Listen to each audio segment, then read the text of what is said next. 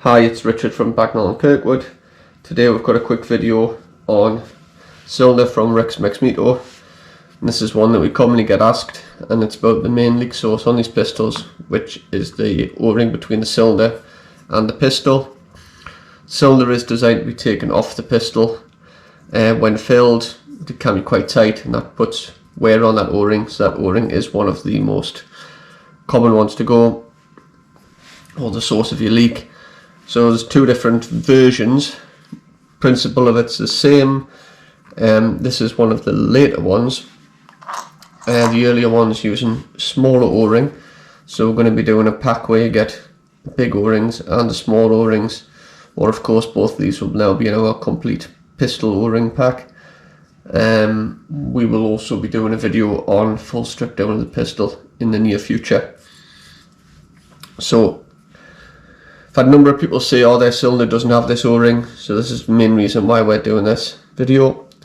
So you need to look down inside here. We're using one of our curved picks, and there's sort of the thread's end, and then there's a ridge up, and then there's the O-ring itself, which sits in a ridge, and then there's the bottom part. So what you need to do is kind of pick only into the O-ring, not damage anything else. And this is going to be easier here than it is on the earlier versions, the one that uses the thinner O-ring. It can be an absolute pain to get out. Just going to see if I can show you in the camera. You're probably going to struggle to see where that O-ring is, but I'm just going to fish it out. So it's probably going to be difficult to do with the GoPro in front of us, but I'll give it a try, and failing that I might have to just do it.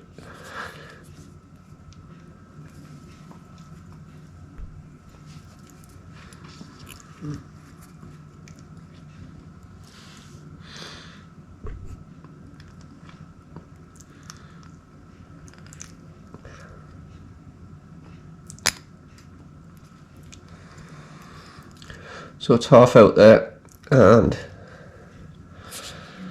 that's it. So as you can see, this is one of the newer ones. So it's a thicker O-ring, and all we're going to be doing is just replacing that. Another common thing I get people doing is that they replace the O-ring. They just push an O-ring right down into the bottom. It's not. It's got to sit in that same ridge as it came out of. Again, not on top of the ridge, so not between the threads, and the first lip. It has to be in the next bit and not in the far bit. So what we're going to do is just going to put a little bit of moly grease on that O-ring, well, on the new one actually, and we're going to get something like an Allen key, maybe the pick tool, just to reinstall, because it can be quite tricky.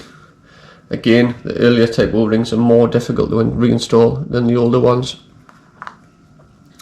So I prefer to use something that doesn't have particularly sharp edge to reset it. I'm going to push it sort of half down and then try and bend it into place.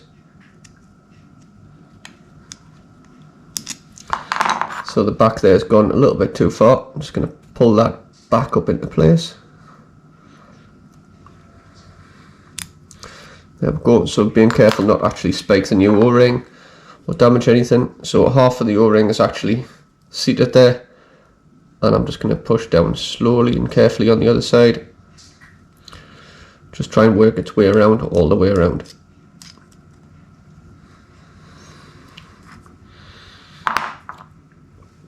So it's almost there, sort of 3/4 in, and the quarter that's out is still sitting just on the top of that ridge. So I'm just going to use the O-ring pick just to kind of get in there and help that off.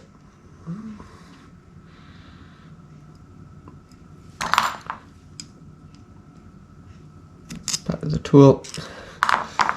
So again, we're still sort of 3/4 in, but that bottom bit's gone too far. So we're now just going to use the pick to pull it back into position, and that's it. Simple, ready to reinstall back onto the pistol.